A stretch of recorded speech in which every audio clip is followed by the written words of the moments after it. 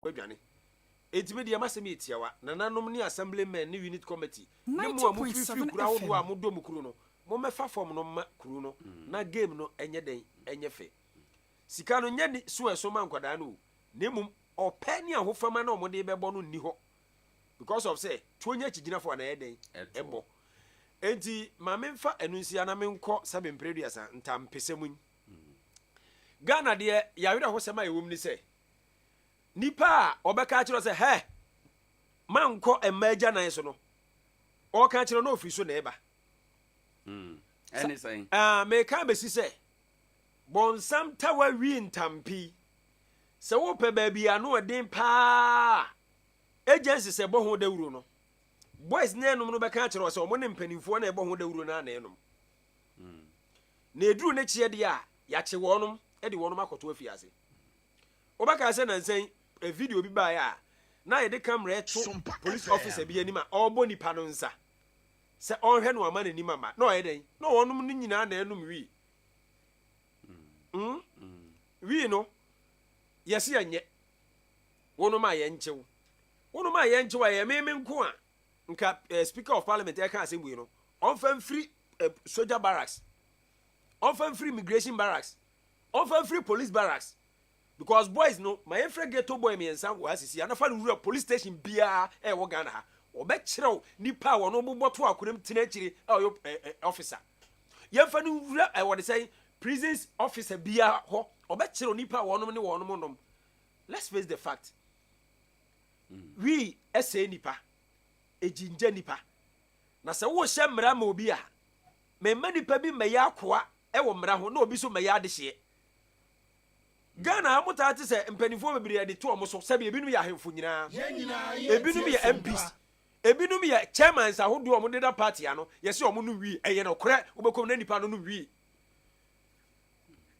eti adenti ni ehunu na boys yi so yi right mo de me wiye mo de mra na to ho a mo mfa nto ho yie ma ye hu se wi no ye se ye nua for medicinal purpose na education nko ye na education no nipa ne hu de enti a ono wi a emmoa na ese ye more interested in ye bechew e check the consequences na nipa no wi na ayeden e de bre no no aduro na wo ka se obi enom a wo abuse no eno so na obi so no ma on se ne ho to no so what ase eti mo ma ye mfa mra no nto hu ye ma no nko ete se kwan bia so ne ye pese Ghana youth na ne ye pa o ma ache o ma ayeden e di o ma kogum na me ka kire Ghana youth na mo so wi no mo de aye maduane no ma me kan kire wo aduane asikani di no wokọ ahia ni hwinso ho de enti America nie wonim se wi no aduane wo blood e ma wo ye chenche so ate ase nti wo ya abrante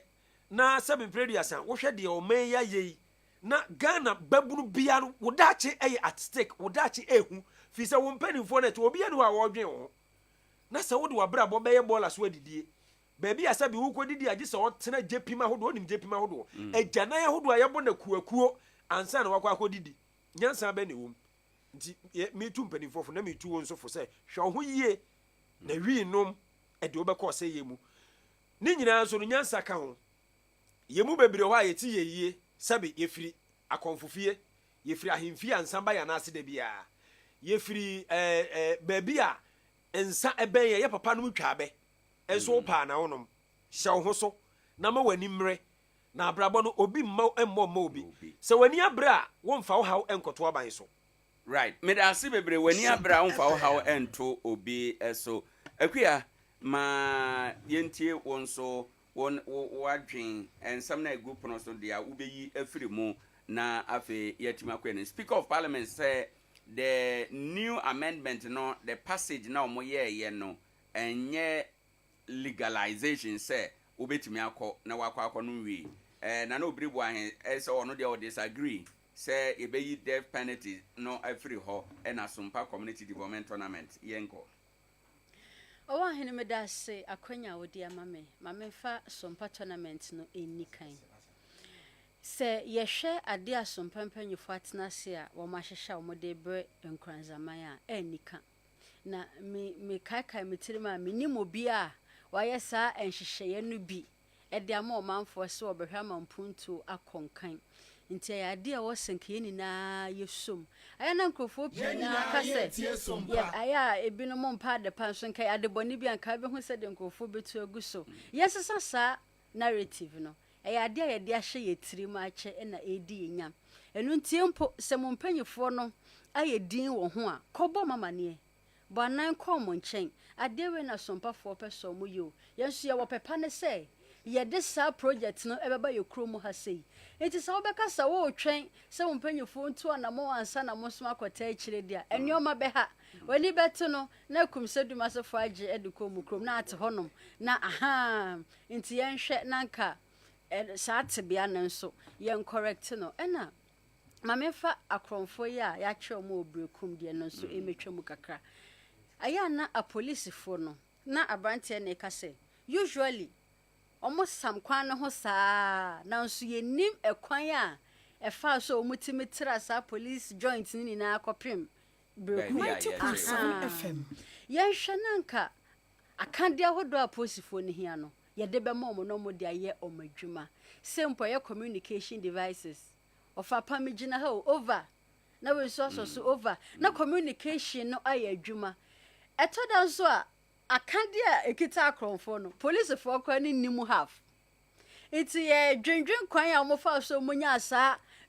ye beka say sophisticated manyine makoma me de be hwe ekwa mo fa so nya asa sophisticated weapons no na police for no cooperation amano for bullet pe e de ahye ni to mu say obi a wo cooperation obi a wo standing guard yamano for bullet pe say on fan koye adwuma entwe yi enya sana ye bambo ho nsam no e ha adwen ade na wo se me hye me fie na menim suppose for abonten so na so na me ye mo hye me ni na e because say omuni akade o mo de be ye o madwuma menim I don't know what they are doing about it. Right, maybe omuni enough. So what I say, ni omo won be enye enough. Omo hia additional ones. Na nipa na ukotu ni so sa no. Enso more than enough. Nipa na obebo ya man no. Ono no wo bi chen wa. Ye na hefa na yekoso man. It's yes. Ye hia na monto bebre beboa ama ensakaye abaye kroni. Ma men touch on ganja ne kakra. Education no de ehia pa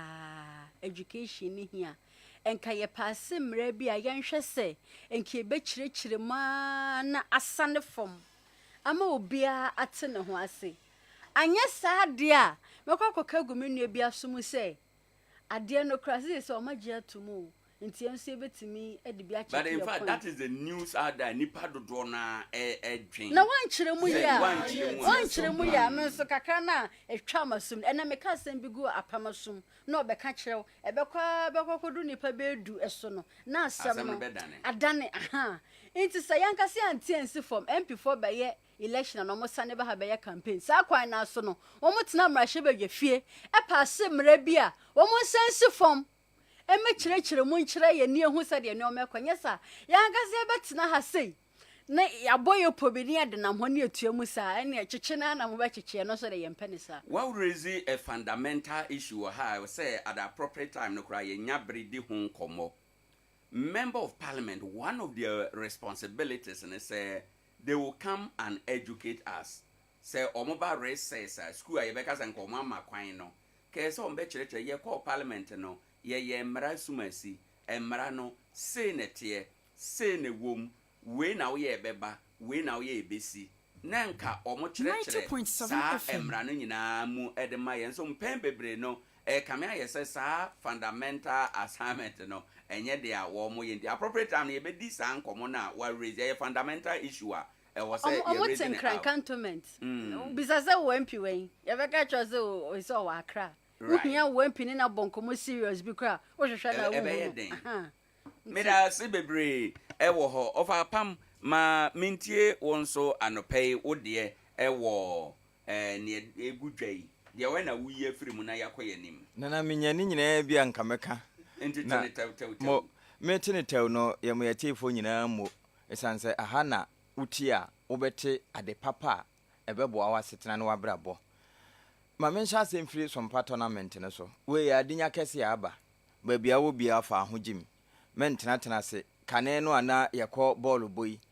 me ne hwe a me de bekokora anka dokono asikyire mreke nyina ne yegege de kɔ nti yen sha se ne enye sa noboa no sisi ye ka bɔɔlo na enya de anana na ebebɔ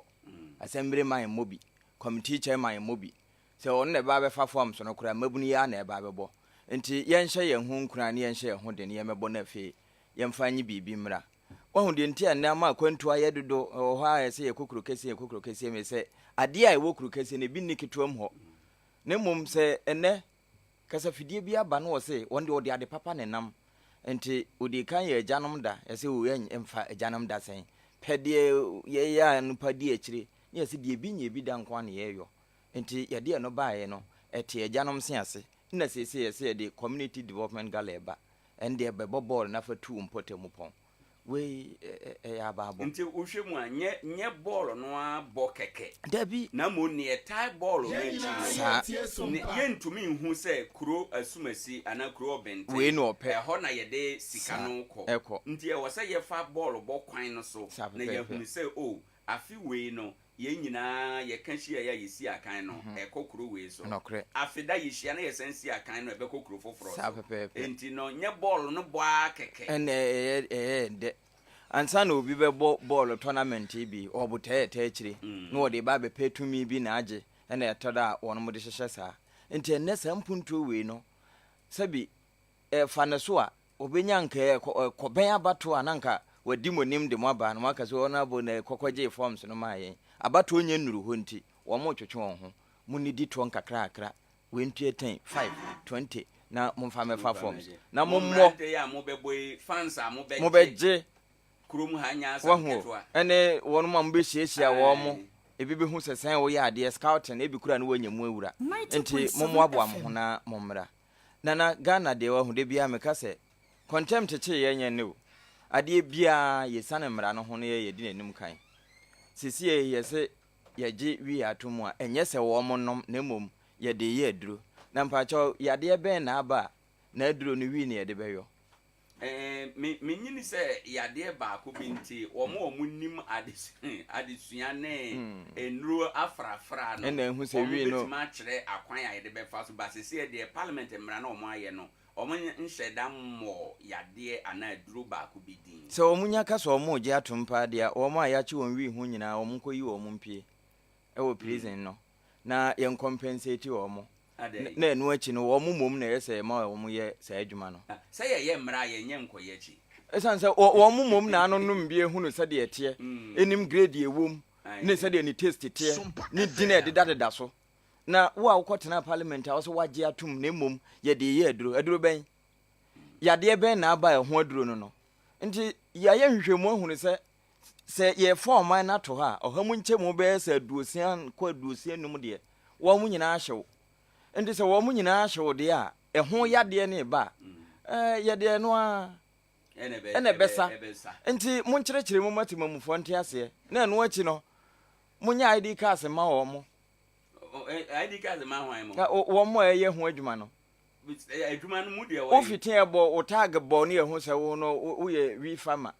ana se wo ye wi smoker ana se wo ye sei na obese we farmers association we farmers association ana se we smokers association and then wo hu wo mo we farmers association of Ghana we fag wo hu nana nti e wasa sane mo ni nyina ba mu ansa na wotene ba bi no kasa o yimra ne de ya hye na ya je atum na mum ye de ba be ye nuru enye obia na betimi akọ ho a e ba ne sa sabi mo je atum de ne nso e ye no mfa nana ebio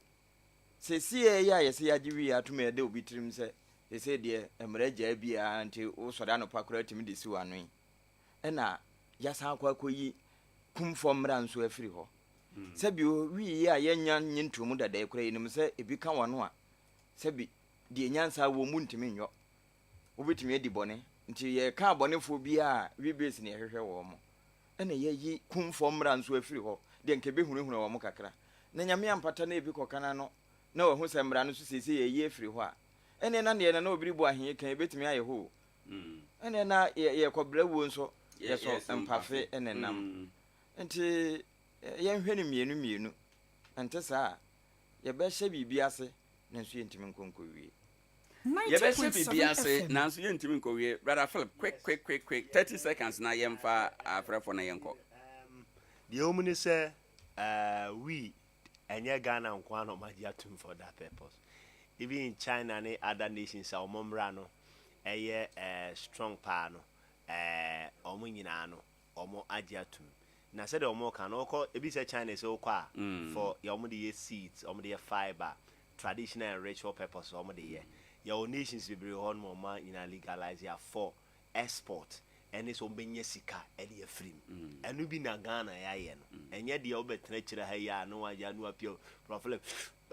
bombo class that be enye no enye say you know na no kra na nsana obeye sa ayi no your process said ye BFM ye ne MF your process a obefam ansa no watimi ayi but one thing is say Ghana ni pa they believe they be because